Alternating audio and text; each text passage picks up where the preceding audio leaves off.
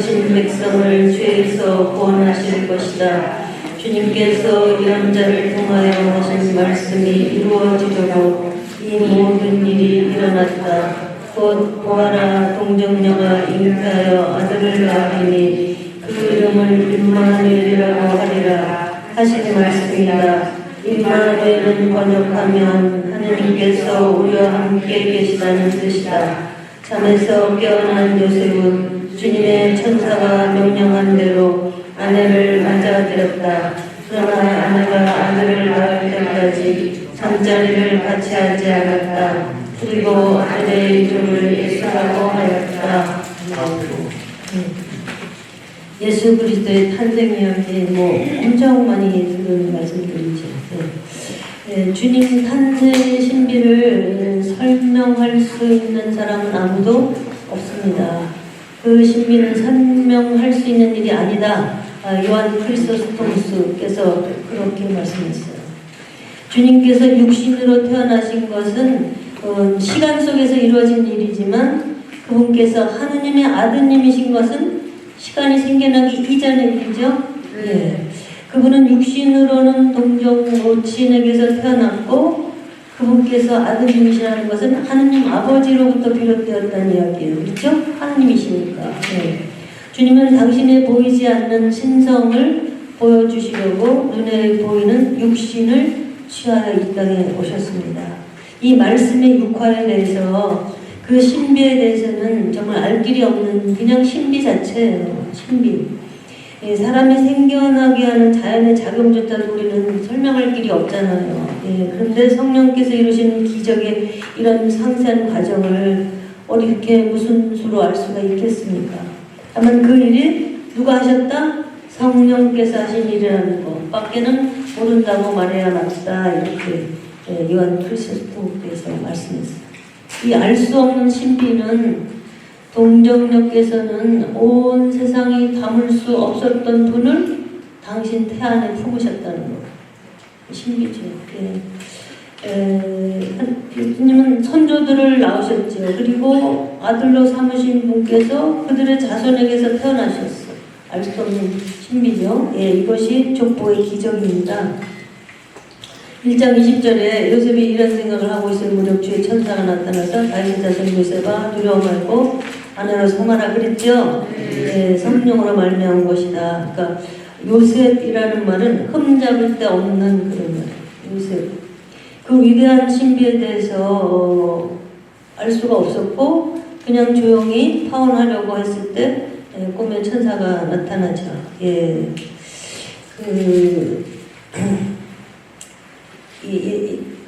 창세기 3장에서는 악마가 하와에게 먼저 말을 걸고 그 다음에 이제 남자에게 말을 걸어요. 근데 지금 이 사건에서는 천사가, 거룩한 천사가 마리아에게 말하고 그 다음에 이제 요셉에게 또 말을 해요.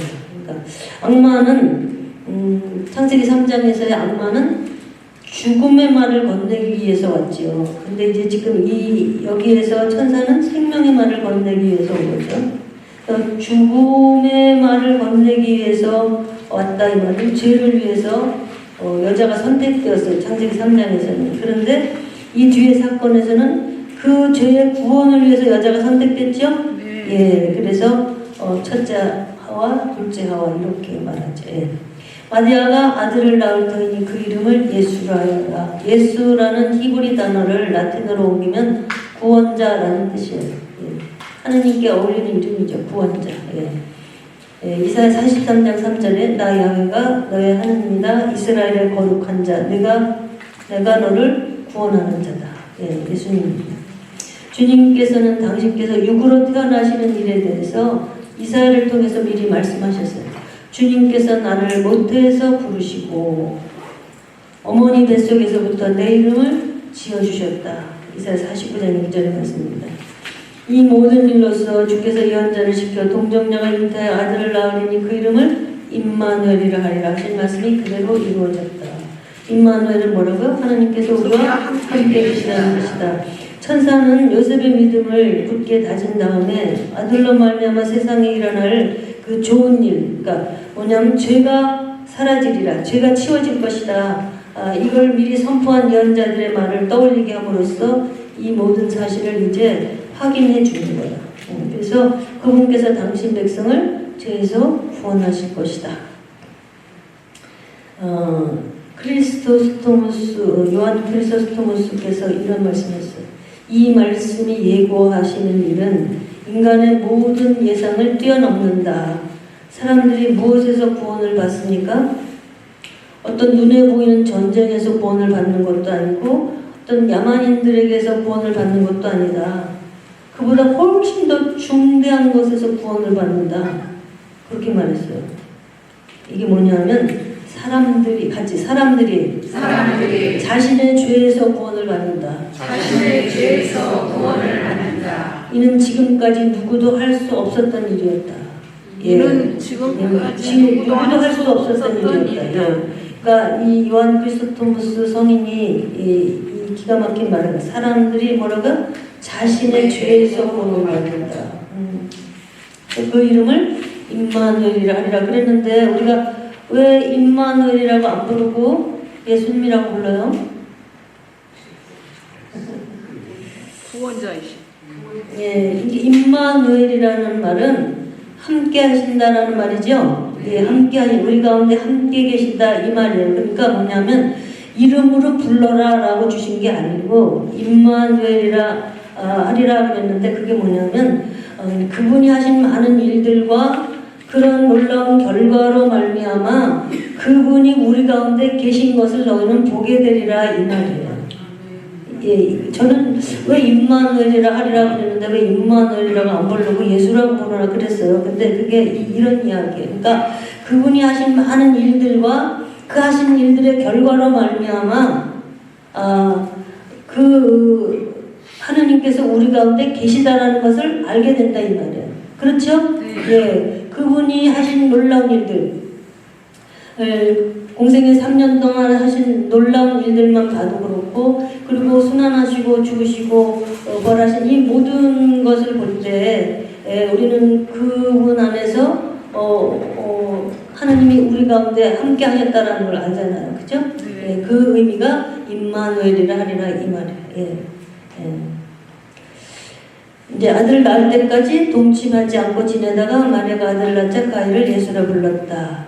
개신교 신자들은 성모님 아기를 또 낳았다고 얘기하는 거잖아요. 그 성경에 동생들, 아우들 이야기 나오는 거. 그건 말이 되는 이야기예요. 그러니까 주님께서 태어나신 뒤에 거룩한 마리아께서 요셉과 관계를 가졌다라는 생각을 하는 것부터가 있을 수 없는 일이에요. 왜냐하면 그렇게 위대한 신비의 성사가 일어난 뒤에 어떻게 인간이 그렇게 할 수 없는 거지요. 그건 완전 무식의 소치예요. 그러니까 하느님과 이야기를 나눌 자격이 있다고 느껴진 노아는 그때부터 부부의 일을 끊었어요. 그리고 모세도 덤불에서 자신을 부르시는 하느님의 음성을 들은 뒤에 부부관계를 끊었다고 해요. 성모님을 이 요셉 성인이 성모님을 어떻게 존경했느냐. 그 요셉의 생애 보셨어요? 네. 그거 꼭 보세요. 안 보신 분들은. 너무 좋아요. 성모님이 섰던 자리에 그 땅에다가 입을 맞추세요. 그 땅에 친구를 하시고 그 존경하는 마음을 표현을 할 길이 없어요. 요셉 성인이 성모님을 그렇게 높이 신비스럽게 정말 그렇게 그분을 대우했어요. 그분들의 관계를 전혀 상상도 못하는 거예요. 이제 그런 말을 하는 사람들은. 어쨌든 그 얘기는 우리는 그렇게 하지는 않으니까. 어쨌든 그리고 이제 2장 1절부터 12절까지는 동방박사의 방문 이야기가 나오는데 예수께서 헤로드 왕 때 유다 베들레헴에서 나셨는데 그때 동방에서 박사들이 예루살렘에 와서 유다인의 왕으로 나신 분이 어디 계십니까? 우리는 동방에서 그분의 별을 보고 그분께 경배하러 왔습니다 하고 말하니까 동방 박사들이 예수님 찾아갔죠? 네. 예, 높은 곳에서 박사들을 부르는 별이 하늘에 나타났어요. 이 동방은 어디를 얘기하냐면 지금으로 보면 페르시아, 이란, 이락 거기래요. 예. 그러니까 성경은 진리고 사실이죠. 예, 천문학자들이 진짜 연구를 했는데 2000년 전 바로 그때에 아주 굉장히 큰 별이 폭발을 했대요. 그래서 엄청난 빛이 그쪽에 났었다는 사실이 밝혀졌대요. 우리의 구원자가 태어나셨을 때 유다의 목자들에게는 천사가 나타났죠? 네. 그런데 동방 박사들에게는 뭐가 나타났어요? 별이 나타났어요. 이 얘기는 뭐냐면 주님을 알고 믿는 사람들은 이제 천사가 나타나는 걸로 이제 표징을 보여주십니다. 천사가 나타나는 걸로 얘기를 했고, 다른 민족들은 목소리가 아니라 표징을 직접 보여줘야 되는 거야. 그 뭐냐면 바로 사도가 고린도전서 14장에도 그런 말을 해. 예언은 믿지 않는 이들이 아니라 믿는 이들에게 주어지는 것이다. 예언은. 그런데 표징은 믿는 이들이 아니라 믿지 않는 이들에게 주어지는 것이다. 그랬어요. 그러니까 뭐냐면 안 믿는 사람들에게 표징을 보여줘야 믿어요. 그렇죠? 예. 그래서 높은 곳에서 박사들을 부르는 별이 하늘에 막 엄청난 빛으로 나타나는 거예요. 그들은 포대계사여서 무에 놓으신 분을 경배하기 위해서 먼 길을 걸어 왔죠. 예. 물론 뭐 그때 나귀를 타든지 말을 타든지 했기는 했겠지만 어쨌든 먼 길이죠. 예. 예시대 예언자들이 이분이 오심을 미리 선포한 바가 있었다는 거죠. 그래서 그 별을 보면서 이제 그걸 깨달은 거죠. 물론 성령께서 마음을 움직여 주시는 거죠. 그 모든 사건 뒤에는 인간을 넘어서는 성령의 힘이 작용하고 있었던 거죠. 왜 먼 나라 동방 박사들은 별을 보고 유대인의 왕이 나셨다는 것을 알았는데 이스라엘에 사는 성서학자들은 알지를 못했을까? 주님은 성경을 달달 외우고 뭐 안다는 거, 종교생활 하고 있는 자들에게 나타나시는 것이 아니라는 거예요. 고린도전서 1장 21절에 보면 세상이 자기 지혜로는 하느님을 알 수 없습니다. 이것이 하느님의 지혜로운 경륜입니다. 누구든지 구원을 갈망하고 추구하는 자들에게는 하느님 당신을 나타내 보이세요. 그러니까 머리로 아는 거, 지식적으로 아는 거 의미가 없는 거예요. 그런 종교인은 인도함을 받을 수가 없다는 거예요. 이 말을 듣고 헤로데 왕이 당황한 것은 물론 예루살렘이 온통 술렁거렸다 그러는데 술렁거릴 이유가 있어요? 찾아가 보면 되는 거잖아요. 그러니까 먼 나라에서 걸어 남의 나라 왕이 태어났다는데 걸어 그렇게 하늘의 별을 보면서 그러니까 그 얘기는 뭐예요? 밤에 걸었다는 이야기잖아. 별을 보면서 걸었다는 건 얼마나 어려운 길을 온 거예요. 어떤 사람들은 그 먼 길을 밤길을 걸어서 왔는데 여기는 자기 턱 밑에 자기 동네에서 일어난 일인데 왜 찾아가 볼 생각을 안 하고 술렁거리냐 이 말이에요. 동방 박사들은 자기 나라 왕도 아니고 유다인의 왕을 찾아서 그 먼 길을 찾아왔는데 왜 예루살렘은 당황하고 술렁거렸을까요? 예언자들이 그분이 장차 오실 구원자라는 것을 숱하게 예고한 바 있는데도 불구하고 예루살렘은 하나님께서 그들에게 당신의 가장 큰 은혜를 쏟아부어 주실 때에도 하나님보다 세상 것들을 더 사랑했다는 거예요. 자기들의 삶이 누리는데 급해서 그 예수님이 오시는 거에 관심이 없었어요. 그리고 싫었어요. 하나님께서 그들에게 새로운 자유를 주시는데도 그들은 또다시 에집트의 종살이로 돌아가는 거예요. 에집트의 종살이 뭐야? 맛있는 거 먹고 편안한 거 좋아하고 높여주는 거 좋아하고 이렇게 정욕을 만족해 하는 거, 그걸 그리워하는 거, 그게 에집트 종살이를 다시 하고 싶어 하는 거예요. 그들은 당황하면서도 지금 무슨 일이 일어나고 있는지를 알려고 하지를 않았어요. 그들은 박사들을 따라가지도 않았고 그들에게 관심도 기울이지 않았어요. 그냥 자기들끼리 말싸움만 좋아하고 딴짓만 하고 있었던 거죠. 그들은 이렇게 생각해야 마땅했다라고 요한 그리스도스 성인이 말씀하셨어요. 페르시아인들이 이제 방금 태어난 이 아기 임금 앞에서 떨고 있으니 그가 자랐을 때는 그들이 얼마나 더 떨겠는가. 그들이 이 임금을 두려워하고 그에게 복종할 터이니 그러면 우리 처지가 야만인들보다 훨씬 좋아지겠구나. 우리나라의 임금으로 오신 분을 저 이방 민족이 왕들이 이렇게 벌벌 떨면서 높여주고 있으니까 그들이 신비나 계시에 대해 아무것도 모르고 눈앞의 이해관계만 그거로 판단을 내린다 하더라도 마땅히 이런 식으로 생각해야 하지 않았겠는가.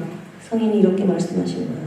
그런데 그들은 그런 비슷한 생각조차도 하지 않았다. 그들은 예언에 대해서 너무 무디었고 성경에 다 나와 있는데도 그걸 알려고 하지 않았어요. 무디었고 인간사에 대한 욕심은 너무나 컸다 이 말이에요. 우리는 이런 무딘과 인간사에 대한 욕심을 마음에서 뿌리 뽑아야 할 것이다. 예, 요한 그리스도 성인이 하신 말씀이에요. 뭐를 뿌리 뽑으라고? 이렇게 영적인 일에 무디고 육적인 일에는 욕심으로 충만한 마음을 뿌리 뽑아야 된다 이 말이에요. 아멘. 예. 그러니까 성탄절은 나를 죄에서 구원하기 위해서 이 땅에 오신 구주를 경배하는 날인데 사실 지금은 요즘 그래도 덜 그래. 옛날에는 막 이때만 되면 벌써 막 온 세상이 들썩거려요. 그렇죠? 괜히 흥청대고 괜히 그날 막 밤 올라탄다고 막 술 먹고 아니 뭔 상관이라고 자기들이. 왕은 백성의 대사제들과 율법학자들을 다 모아놓고 그리스도께서 나실 곳이 어디냐고 물었다. 그들은 이렇게 대답했다. 유다 베들레헴입니다. 예언서의 기록을 보면 유다의 땅 베들레헴아 너는 결코 유다 땅에서 가장 작은 고을이 아니다. 내 백성 이스라엘 목자가 될 영부자가 너에게서 나리라고 하였습니다. 그들은요 너무 정확하게 알고 있었어요. 이미 아주 정확하게 예언된 성경을 그들은 가지고 있었으니까 그들은 성경을 달달 외웠습니다. 지식적으로는 예수님이 유다인의 왕이고 메시아라는 것을 알고 있었어요. 근데 정말 이상한 일이잖아요. 다 알고 있으면서 왜 찾아가서 경배드릴 생각을 안 했을까? 예, 이게 종교인들이에요. 그러니까 내가 주님을 갈망하고 내가 그분을 추구하고 찾아가고 내가 그분을 1대1로 만나기를 원하지 않은 이유. 별은 성령을 상징합니다. 예, 별은 우리를 예수님께로 인도하는 거니까. 동방에서 박사들이 와서 그분의 별을 보고 우리는 그분을 경배하러 왔다고 하면 그것이 유대 땅 베들레헴이라고 예언된 것임을 알았죠? 그럼 그 밤에 당장에 달려가야 할 거 아니에요. 그렇죠? 근데 안 갔어. 하루 안에 걸어갈 수 있는 길인데 왕으로 오신 메시아를 경배하러 갈 마음이 그들에게 없었다는 거예요. 그때나 지금이나 대사제들이 율법학자들이 한 사람도 찾아가지 않았습니다. 정말 이상한 일이에요. 이것이 인간의 마음이에요. 지금 주님의 오심이 눈앞에 와 있는데도 실제로 참 답답한 거는 사제들이 몰라요. 수도자들도 몰라요. 물론 아는 분은 아시죠. 그런데 오히려 평신도보다 이런 부분에 있어서 아주 막혀있다는 거예요. 사실 예수님이 이 땅에 구주로 오신 것을 부인하는 사람은 없습니다. 그런데 갖가지 신들을 섬기면서 핑계를 대면서 예수님을 믿으려 하지 않아요.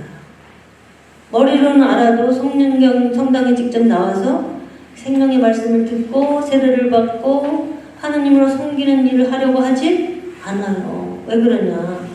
마음이 어두워서 악신이 그들을 사로잡아서 마음이 암캐집니다. 이방인들이 징조를 보고 달려왔는데도 유다인의 왕이 오신 것이 확신한데도 정말로 내 마음이 예수님을 갈망해서 찾고 싶지 않으면 그곳에 가지 않는다라는 거예요. 그때 헤로데가 동방에서 온 박사들을 몰래 불러 별이 나타난 때를 정확히 알아보고 그들을 베들레헴으로 보내면서 가서 그 아기를 잘 찾아보시오. 나도 가서 경배할 터이니 찾거든 알려주시오 하고 부탁하였다. 아기를 찾으면 어딘지 자기에게 알려달라고 했어요. 근데 자기도 경배하겠다고 말은 했는데 거짓말이에요. 어떻게 하려고요? 아기를 찾기만 하면 죽여버릴 생각이었어요. 그러니까 하나님의 계획을 인간의 못된 뜻이 그르치려고 했어요. 그러나 하나님은 그렇게 놔두지 않으시죠. 헤로데는 오늘날 거짓으로 주님을 찾으며 결코 그분을 발견하지 못하는 모든 사람들을 상징합니다. 그레고리오 대성인이 복음서 강의 말씀이에요. 그는 얼마나 어리석은 자인가. 어느 모로 보아도 헤로데의 교활함은 유별했다. 동방박사들이 별을 따라서 멀리서 찾아뵈러 온 그분을 예언이 그 신분을 확증해준 아기보다 자신의 말을 더 중요하게 받아들이리라고 생각을 했으니 얼마나 어리석으냐라고 말하는 거죠.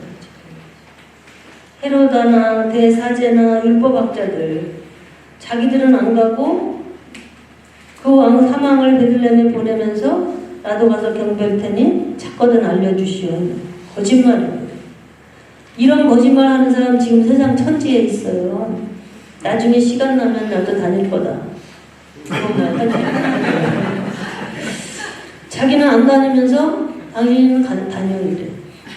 그런 사람이 있어요. 자기는 안 가면서 너는 다녀. 그리고 자기는 기도 한마디도 안 하면서 왜 당신 기도 안 해? 이러는 거야. 당신이 기도해야 내가 일이 잘 될 텐데 이거잖아. 그러니까 어떤 마음을 해야 되냐. 너는 안 가도 나는 꼭 가봐야겠어. 그런 마음. 응? 유다인의 왕으로 오신 분 그분을 나는 꼭 만나고 말겠어. 그분을 내가 직접 보아야만 되겠다. 정말 그분을 가서 경배하고 싶다. 이런 마음이 있어야 되는 거잖아요. 이런 태도가 우리에게 필요한 것이죠. 말씀을 듣는 자리에서도 그래요. 은혜 받는 자리도 언제나 그럼 저런 말은 우리 남편이 들어야 되는데 나 들으라고 하시는 거예요. 오늘 주시는 건 다 나 들으라고. 헤로데도 사제들도 율법학자들도 유다인들도 누구 하나도 가보려고 하지도 않고 알아보려고도 하지 않았어요. 너무 희한한 일이에요 진짜. 그렇게 성경이 다 예언을 해놨는데도 전혀 무관심했어요. 그럼 지금 오늘 우리들은 어떻습니까? 예수님이 이 땅에 오시는 것에 대해서 관심이 있습니까? 그냥 성탄절도 다가오네 이래요? 정말로 주님을 목말라서 찾고 있습니까? 정말로 주님 만나기를 간절히 원하십니까? 나는 그분이 없으면 살 수가 없다라고 고백하십니까? 내가 무엇을 목말라하며 사는가가 내 인생을 이끌어가는 거예요. 내가 뭘 목말라하고 뭘 추구하는가가 나의 인생을 이끌어가는 거라고. 내가 여기서 끝나고 어딜 가서 누구를 만나고 무슨 일을 하고 무슨 기도를 하고 이게 다 내 속에서의 추구함에 따라서 가고 있는 거예요. 그래서 처음에 성경 공부할 때 같이 만나서도 저는 86년도에 성경 공부 시작했어요. 86년 9월. 근데 우리 집에서 성경 공부 시작했는데 우리 앞집에 광림교회 권사님이 살았는데 나보고 난 보다 이런 집은 처음 봤어 이래요. 우리는 매일 모여서 찬양했어요. 성경 공부 그때는 우리 시어머니가 저를 갖다 딱 자유를 주시더라고요. 그걸 하도록.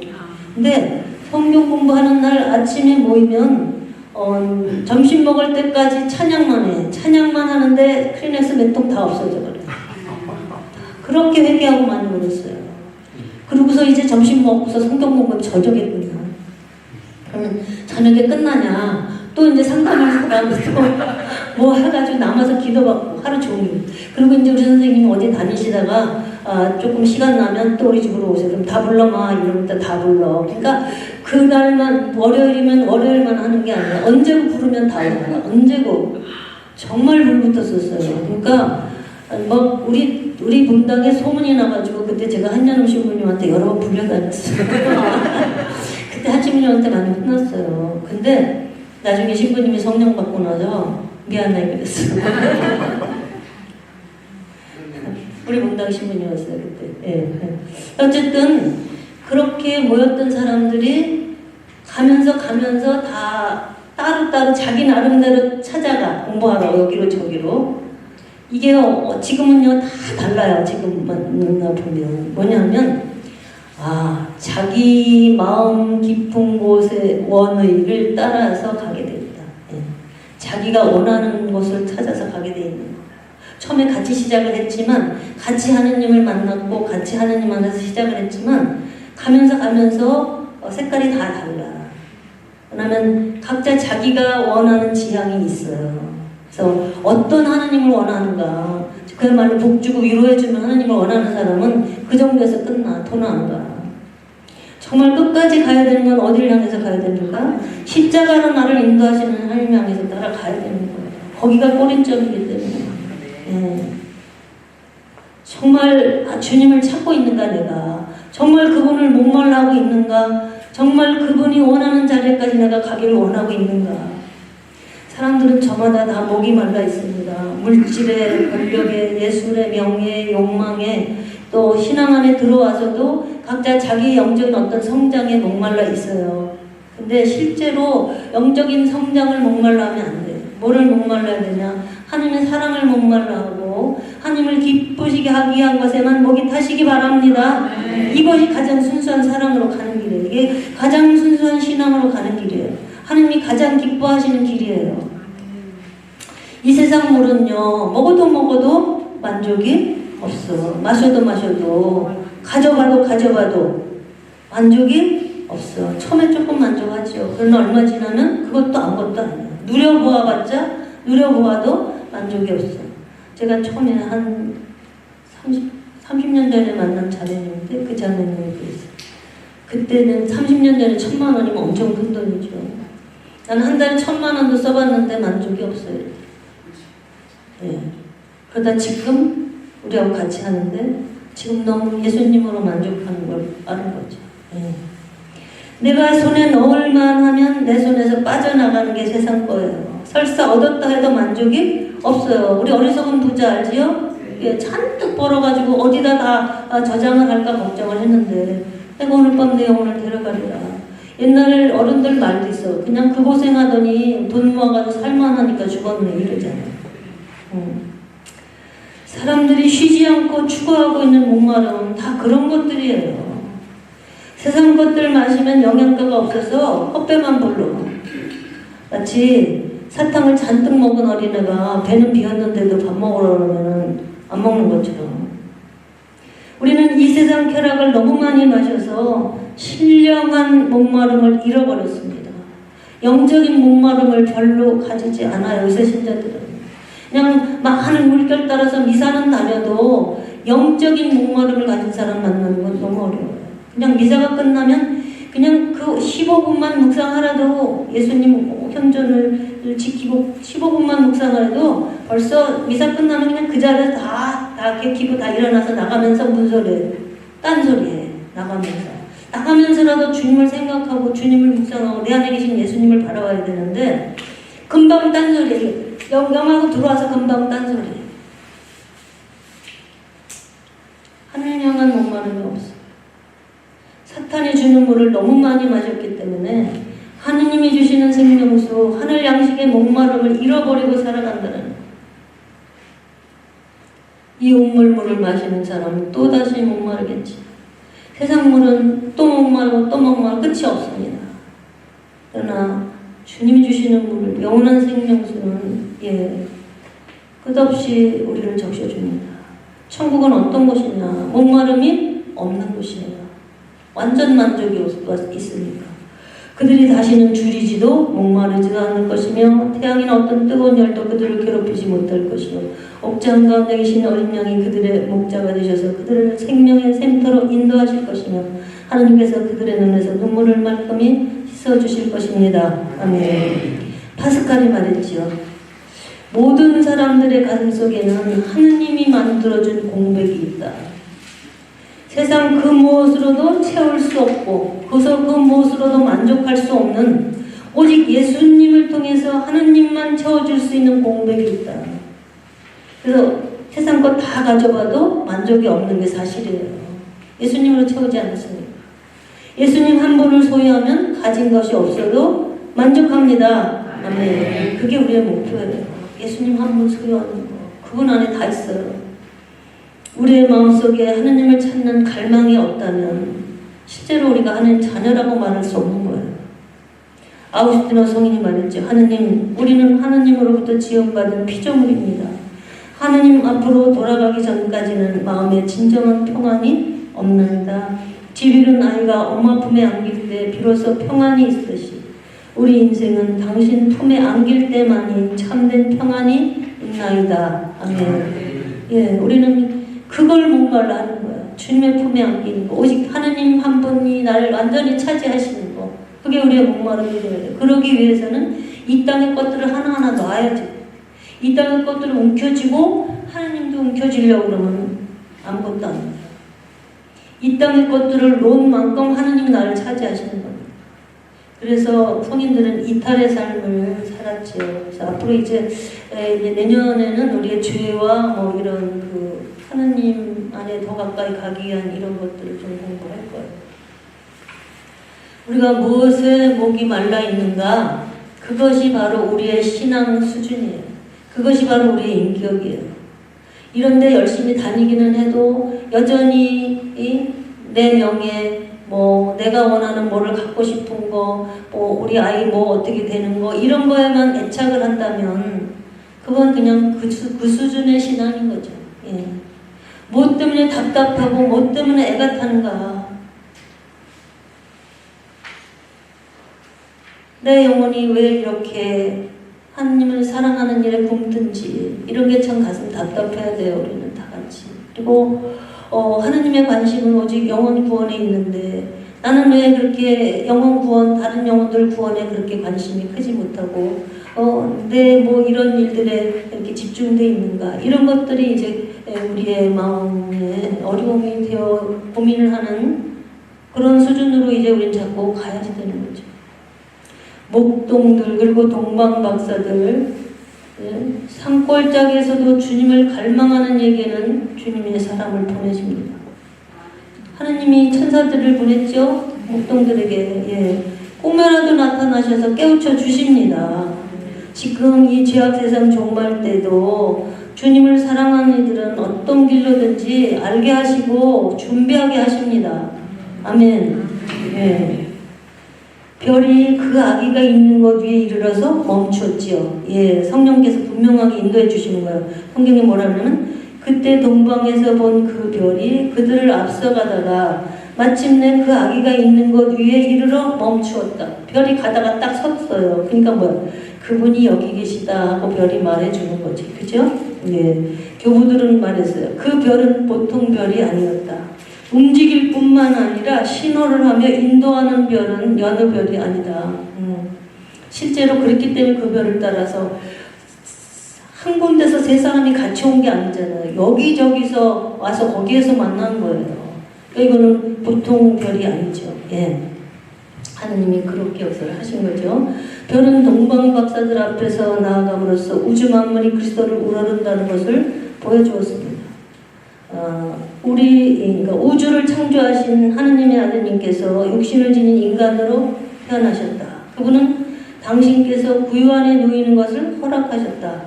그러나 구유 안에 계시는 그분은 하늘을 바치고 계시는 분이셨다라고 교부들이 말씀하셨어요. 그들이 별이 멈추고 그 집에 들어가 보니까 성모자가 계셨어. 얼마나 감격스럽겠어요. 그 동정마리아 책에 보면은 예수님이 신성을 보여주셨죠. 예, 빛을 뿜어내셨죠. 예. 그 아기가 임금이심을 알아본 박사들은 이제 뭐 엄청난 감격과 감동을 받았고, 그리고 이제 예물을 바쳤습니다. 뭘 바쳤죠? 황금과 유향과 오략을 바쳤어요. 예, 그러니까 이거는 세상에 내려오신 하느님께 모든 민족을 대신해서 그리스도이심을 고백한 거예요. 왜냐하면 황금은 뭐냐? 왕으로 오신 예수님을 의미해요. 그리고 유향은 대사제로 오신 예수님. 그리고 몰약은 제물로 오신 예수님을 고백하고 있는 거예요. 그래서 그들이 성령의 인도받아서 이렇게 제물을 가지고 온 거예요. 예물을. 그들은 이사야의 바다의 보물이 너에게로 흘러오고 문민족의 재물이 너에게 밀려오리라. 사람들이 스바에서 찾아오리라. 금과 향료를 싣고 여호와를 높이 찬양하며 찾아오리라는 예언이 이루어졌음을 알리는 사람들이었다. 황금과 유향과 몰약의 의미는 뭐냐? 황금은 뭐냐면 값진 보화는 지혜로운 이의 입안에 있다는 솔로몬의 말은 금이 바로 지혜를 상징한다고 알려줘요. 그래서 이 대그레고리오 성인께서 금은 왕으로 오신 예수님을 가르친다고 말하고 있어요. 유향은 뭐라고요? 기도. 유향같이 올라간다. 그렇죠? 예, 향은 뭐라? 성도들의 기도다. 혹시나 5장 8절 말씀이에요. 예. 저의 기도 당신 면전에 분향 같게 여기시고, 그러죠 우리가? 예. 기도는 하나님께 유향을 바치는 것이라고 증언해. 이것도 그레고리오 성인께서 대사제로 오신 예수님을 얘기한다고 말하고 있어요. 그러니까 요한 크리소스토모스 성인은 이 유향을 거룩한 말씀을 추구하는 것이다 라고도 말했어요. 그러니까 몰약이 뭔지 아시죠? 예. 이 땅에 제물로 오신 예수님을 말해요. 우리 육신의 고행을 나타냅니다. 하느님을 위해서 죽기까지 수고하는 종들의 고행을 아가서 5장 5절에서는 이렇게 표현해요. 내 손에서는 몰약이 뚝뚝 흐르고, 이렇게 육신의 고행을 말해요. 그래서 우리가 높은 데서 오는 지혜, 말씀의 깨달음으로 인해서 빛된 모습으로 산다면 우리는 갓난아기로 오시는 임금님께 뭘 바치는 것이다? 황금을 바치는 것이다. 뭐라고요? 말씀을 깨닫고 그 지혜로 빛된 행동을 하면서 산다면 갓난아기로 오신 임금님에게 무슨 예물을 드리는 거다? 황금을 예물로 바치는 거다. 그리고 그러니까 그때 황금과 유향과 몰약을 동방박사들이 바쳤어. 이걸로 끝나면 아무것도 아니야. 상관이 없어 우리하고. 그들이 바친 예물을 나도 바쳐야 되는 거예요. 성탄 때. 예? 예. 그래서 그리고 유향은 뭐냐? 우리가 거룩한 욕망으로 하느님께 좋은 향기를 풍기려고 우리 마음의 재단에서 거룩한 기도로 인간적인 마음의 생각을 살라버릴 때, 그러니까 인간적인 생각을 다 치워버리고 거룩한 기도 생활을 할 때 우리가 아기 예수님께 뭘 바치는 거다? 유향을 바치는 것이다. 또 이제 우리가 욕망을 동원하고 육신의 그 악덕을 극복하면서 우리가 그 고난을 받아들이는 거, 아기 예수님께 뭘 바치는 거다? 몰약을 바치는 것이다. 그러니까 쉽게 말하면 이런 작은 십자가는 저의 기쁨입니다. 그렇게 하시라고 그랬죠? 예. 이게 어려움이 올 때마다 아주 별거 아닌 거. 근데요, 오히려 이렇게 큰 거는 잘 참으면서도 별거 아닌 것에서는 못 참고 팍 올라오는 거 있어요. 며칠 전에 전철 타고 이천을 갔다 오는데 차를 타러 올라갔는데 문이 딱 닫히는 거예요. 이렇게. 시간이 맨날 없으니까 제가 늦게 출발해. 이러고 내가 또 뭐하고 있어? 저는 피아타입니다. 작은 십자가는 저의 기쁨입니다. 하고 이제 있어. 올 때도 또 그랬어. 하나님이 또 한 번씩, 너 아까 그랬는데 또 어쩌나 보느라고. 또 막 챙기러 올라가는데, 거기 위에서 타요. 지하가 아니고. 올라갔는데 문이 딱 닫히는 거예요. 거기서는 좀 오래 기다리잖아요. 이런 전철보다. 예, 그러니까 또, 이러는데, 지금 피아타는 거예요. 예. 작은 십자가는 저의 기쁨입니다. 예. 봉헌의 삶을 계속해서 내 뜻은 지금 아슬아슬하게 딱 타면 기분이 좋은 거잖아. 근데 아슬아슬하게 못 탔어.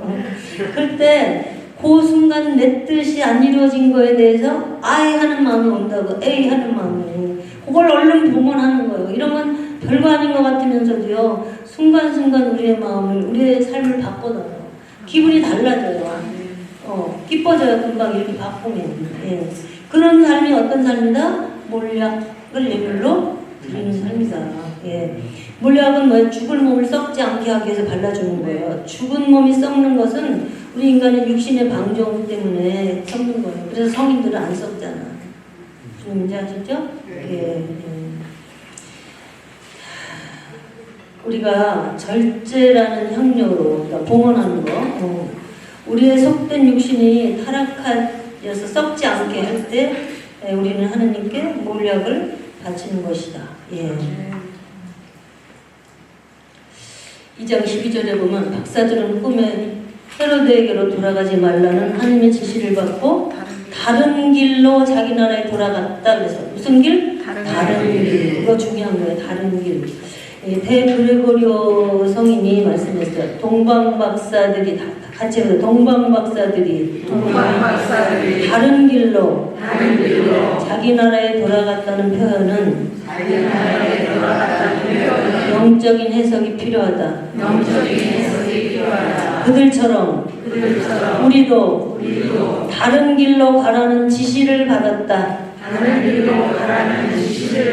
아멘. 지금 여러분들은 다른 길로 가라는 지시를 받고 있는 중이에요. 이렇게 우리가 말씀 공부하는 게 말씀의 길로 가라고 주님이 제시해 주시는 거예요. 이해되세요? 예. 우리의 고향은 우리가 배반을 저질러서 떨어져 나온 낙원이지요?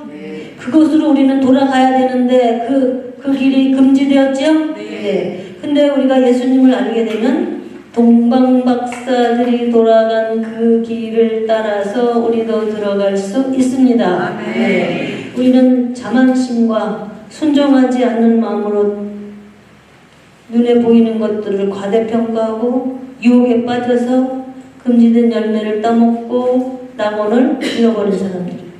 이제 우리는 눈에 보이는 걸 어떻게 해야 돼요? 물리쳐야 돼요. 예. 그러니까 눈에 보기에 좋은 거 그거가 우리 마음을 사로잡거든요. 예. 보면서 우리가 죄를 짓는 거잖아요. 예. 그래서 그걸 뭐라고 그래요? 황금 뭐라고 그러죠? 눈에 보면 마음이 동한단 말이죠. 그래서 눈에 보이는 것을 물리치고 눈물 흘리고 기도하며 순종함으로써 우리 육신의 욕구를 다스리는 것, 그게 돌아가는 길이에요. 우리 육신의 욕구를 다스리는 것, 그 길로만 돌아갈 수 있다. 아멘. 다른 길은 없다. 그래서 예수님이 아들아, 천국 가는 다른 길은 없다. 십자가 길 외에 다른 길은 없다. 세상에서는요, 정석을 통하지 않고 옆으로 어떻게 해서 돌아가는 길도 있어요. 옆으로 Y로 매겨가지고 사바사바 해가지고 이렇게도 해보고 저렇게도 해보고 세상에서는 그 어려운 어떤 것을 내가 피하고 어떻게 잘 가보려고 해서 되는 일도 있어요. 그러나 천국 가는 길은 그렇지가 않아요. 예수님이 가신 길을 따라가야만, 성모님이 가신 길을 따라가야만, 성인들이 가신 길을 따라가야만, 그것에 대해서 우리는 이제 마음에 각오를 해야 돼요. 나도 다른 길로 가야 된다는. 그 길은 육신의 욕구를 다스림으로 인해서 갈 수 있는 길이에요. 그러니까 우리도 동방박사들처럼 우리가 떠나온 길과 다른 길로 돌아가는 지시를 받았습니다. 아멘. 여러분은 지금 사악함에 이끌리는 우리의 성향이 우리를 낙원의 기쁨에서 멀리 떠나오도록 이끌어왔어요. 지금까지 우리가 세상락 좋아가지고 하느님보다는 이쪽을 따라서 왔어요. 사악함에 이끌리는 우리의 성향이 그걸 좋아해요. 다. 그런데 주님은 그 길로 가면 안 된다. 얘야, 이렇게 살아야 된다. 원수도 사랑해야 되고, 네가 얼음병을 맞으면 맨밤도 내놔야 되고, 오리 가자 그러면 심리도 가져야 되고, 속옷을 다른 길로 속옷을 달라면 겉옷도 줘야 되고. 그러니까 한숨이 나와요? 다른 길로 돌아가라 이런 말이에요. 그게 너희가 하늘에서 낙원에서 쫓겨날 때는 편한 길로 왔어. 네 맘대로 네 하고 싶은 대로 왔어. 이제는 네가 하고 싶은 대로 하는 그 길로는 너는 다시 못 올라가. 어디로? 다른 길로 가야 돼. 다른 길은 뭐야? 나를 죽이는 길, 내 욕망을 버리는 길, 하나님 말씀대로 사는 길. 아멘. 아멘. 깨어 있으십시오. 아멘. 여러분 행실의 거짓스러움을 마음의 눈으로 살피셔야 돼요. 최후의 심판이 무서운 것임을 잊지 마시기 바랍니다. 그분은 회개하지 않은 자에게는 무섭게 경고하십니다. 경고가 곧 다가올 것이에요. 그러나 그분은 우리에게 회개할 시간을 주셔요. 자비니까. 주님은 우리를 참아주시고 또 참아주시고 벌 줄 사람이 더 적어지도록 지금 조금 미루고 계신 거예요. 아주 하루 미루고 계신 거예요. 지금 우리는 이 땅에 살도록 지음받은 자들이 아니지요. 이 땅에 허락된 7, 80년, 길어야 100년 우리는 죄를 씻고 회복되어서 본향으로 돌아가야만 하는 사람들입니다. 죄의 부패와 타락으로 내려온 길, 그 길로 가서는 영원한 멸망이에요. 죄의 부패와 타락으로 내려온 길, 그 길이 아닌 다른 길, 어떤 길? 거룩을 향한 십자가의 길로 걸어가야 합니다. 아멘. 네. 다른 길로 가시기로 작정하시기 바랍니다. 그 일을 위해서 하느님은 구세주를 보내주셨어요. 그분은 우리 가운데 오셔서 어떻게 사셨습니까? 우리는 좋은 집 좋아하고 부유한 삶을 추구하지만 예수님은 말구유에 나셨어요. 가난한 촌동네 노동자로 사셨습니다. 공생애 동안 그분은 머리 들 것조차 없다고 말씀하셨어요. 벌거벗긴 채 나무에 매달려서 처참하게 돌아가셨습니다. 주님은 가난과 겸손을 보여주셨어요. 끝없이 무한히 크신 하느님이 무한히 작아지셨어요. 있을 수 없는 일이 일어나는 겁니다. 만왕의 왕이여 만주의 주여 모든 우주 만물의 대주제께서 가장 가난한 촌의 동굴 속에 50군데서나 문전박대를 당하셨대요. 베들레헴에 가셔서 여관 찾을 때 쉴 곳, 애기 날 곳을 찾을 때 50군데나 거절당하셨대요. 그런 예수님을 우리가 묵상하면서 기다려야 된다는 거. 제가 지금 아까 얘기한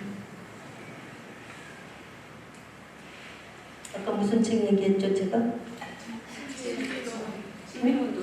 신비로운 도성.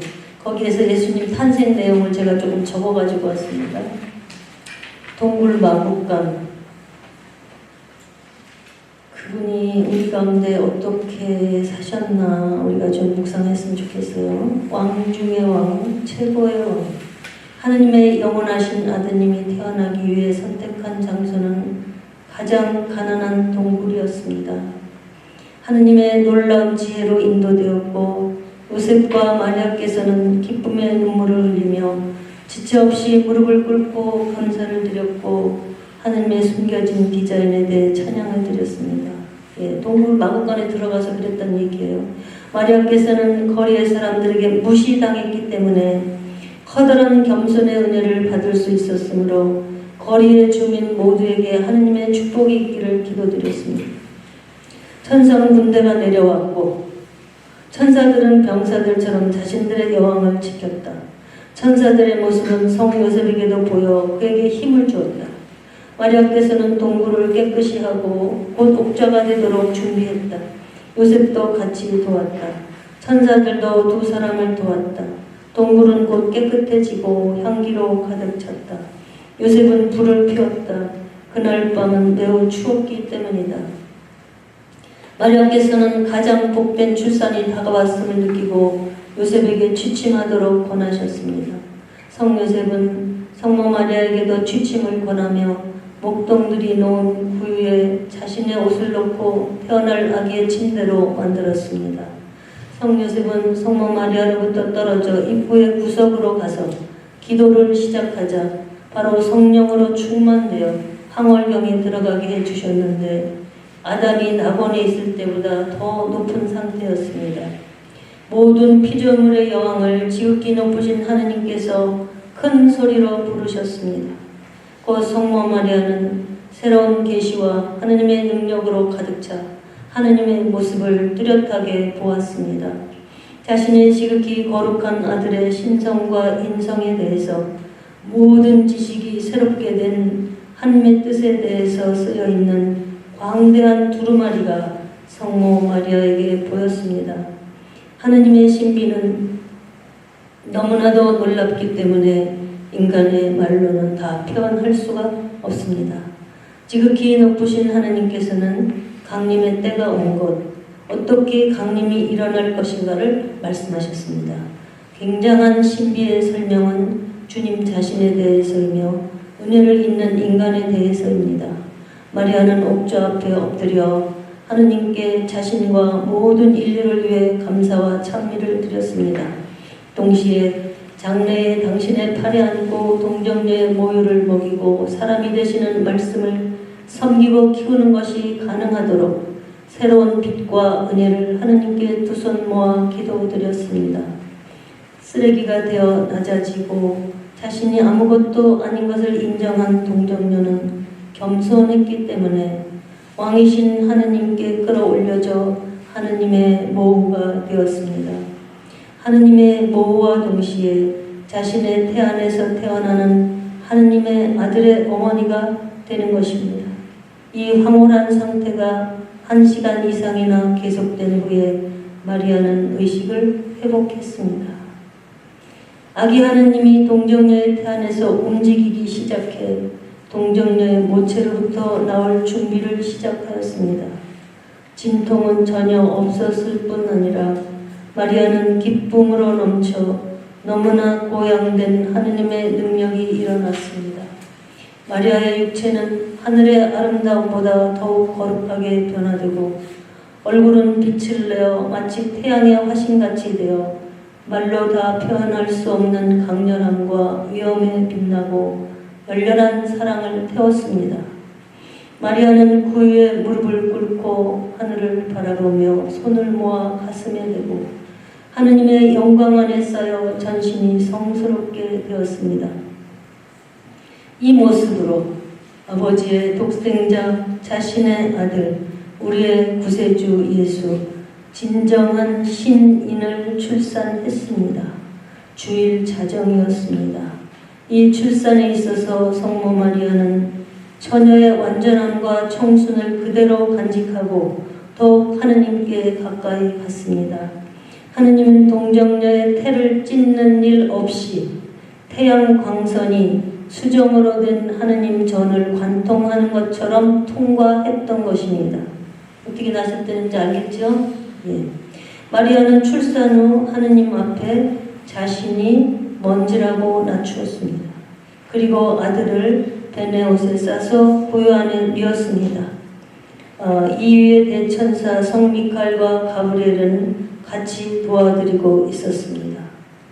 대천사들은 인간의 모습을 하고 옆에 서 있었습니다. 잉태된 말씀이 동정녀 어머니의 태를 통과한 빛나던 때 천사들은 마음으로 공경하며 말씀을 받아 안았습니다. 사제가 성체를 높게 들고 신자들은 두 손을 모으는 것처럼 천사들은 말씀을 어머니의 눈앞에 옮겨 놓았습니다. 말씀은 빛나는 태양이었습니다. 하느님의 아들의 눈과 마주쳤을 때 어머니는 아름다운 아들을 똑바로 쳐다보며 아들의 빛에 쌓였습니다. 하늘의 왕자께서는 하늘의 여왕에게 안겨 말씀하셨습니다. 나의 어머니여, 나처럼 되세요. 당신께서 나에게 인성을 주셨기 때문에 오늘부터 나는 신인으로서 나를 닮은 모습을 당신의 것으로 하겠어요. 가장 현명한 어머니는 대답했습니다. 주여, 나를 깨우고 일으켜 주세요. 나는 당신의 향기를 쫓겠습니다. 성모 마리아는 아들을 본받는 것보다 아들처럼 될 수 있다고 이해했습니다. 어떻게 해서 모방하는지도 배웠습니다. 영원하신 아버지의 음성도 들렸습니다. 매우 많은 비밀을 갖고서 신성하게 된 가장 현명한 어머니는 대답했습니다. 영원하신 아버지, 높고 높으신 하느님, 주님 우리의 창조주, 모든 백성이 갈망하는 당신을 저의 팔에 안을 수 있도록 허락해 주세요. 당신의 보잘것없는 어머니, 비천한 여종인 저에게 당신의 뜻을 들려주세요. 바로 하느님 아버지의 음성이 울렸습니다. 너의 외아들을 소중히 하고 본받고 기르고 내가 명령할 때 아들을 희생 제물로 하지 않으면 안 된다는 것을 기억해 두어라. 어머니는 대답했습니다. 당신의 능력 안에 피조물을 보십시오. 당신의 은총으로 저를 감싸 주신다면 당신의 아들인 저의 하느님을 위한 도구가 되게 하시고 당신의 전능으로 저를 도와주신다면 저는 아드님을 충실히 섬길 수 있겠지요. 이 아무것도 아닌 인간이 하느님을 팔에 안고 소유하는 것을 무례라고 생각하지 말아주세요. 이 대화 뒤에 하느님의 아드님은 빛나는 변모를 중지하고 고통받는 보통의 인간이 되었습니다. 그것을 보고 무릎을 꿇은 채로 어머니는 존경하는 아들을 천사들로부터 받았습니다. 예, 잠시 묵상 좀.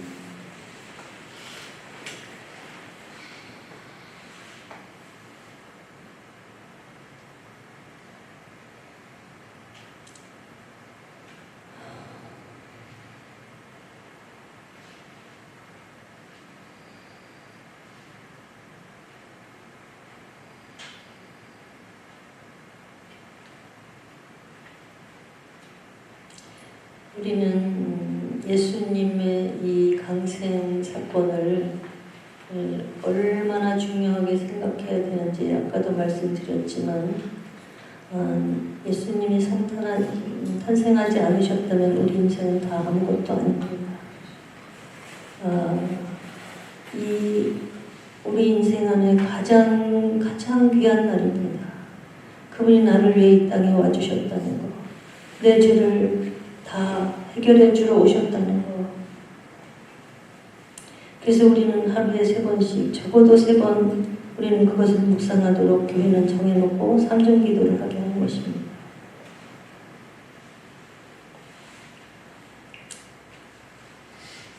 그것을 형식적으로 시간 되니까 하는 기도로 하지 마시고 하느님이 이 땅에 오셨다는 엄청난 사실, 하느님이 가장 가난한 유약한 어린 아기로 오셨다는 기막힌 사실, 거기에 우리 삶의 의미와 가치가 부여되었다는 것을 잊지 마시기 바랍니다. 주께서 우리의 죄악을 묻으신다면 주님 감당할 자가 누구이리까? 주님께서 우리의 죄를 묻지 않으시고 우리의 믿음을 물으신 자비와 사랑으로 우리는 구원의 단열에 바로 예수님의 족보에 오른 행운아들입니다. 시아버지와 관계한 다말, 창녀라, 모함 여인 룻, 그리고 부정한 여인 바세바, 그들의 족보 안에 오신 예수님, 그들이 바로 인생 내내 살아온 시간들 안에 가득 박힌 죄스럽고 부끄러운 저희의 모습임을 알았습니다. 그들의 죄스럽고 부끄러운 사연을 다 받아주시고 예수님 족보에 올려주신 알 길 없는 자비와 용서가 바로 우리들에게도 베풀어질 말씀하시는 진정한 복음을 오늘 우리는 들었습니다. 감사드리고 또 감사드립니다. 끝없는 죄의 사연들 속에서 죽음을 향해 떠내려가는 비참한 우리를 찾아오시는 아기 예수님, 깨끗하고 따뜻한 마음의 궁전을 준비하고 싶습니다. 주님을 모시기에 합당치 않은 우리의 모든 사원 행위를 깊이 회개하고 열렬한 사랑으로 아기 예수님을 우리 가슴에 가득 모셔드리는 진정 행복한 성탄을 준비하고 싶습니다. 그리고 그 아기 예수님께 세상 온 민족을 대표해서 동방 박사들이 바쳤던 예물, 하늘의 지혜로 사는 황금의 예물을, 거룩한 기도로 사는 위항의 예물을, 절제라는 향료로 육신의 악덕을 극복하며 자신을 예물로 드리는 몰약의 예물을 우리의 남은 인생 내내 계속적으로 바쳐드리는 삶으로 우리를 인도해 주셔서 죄의 부패한 타락으로 내려온 길과는 다른 길로, 전혀 다른 길로, 반대의 길로, 거룩을 향한 십자가의 길로 올라가는 복된 길로 나아가게 해주시기를 이 시간 우리 성원이가 함께 예수님의 이름으로 간절히 기도드립니다.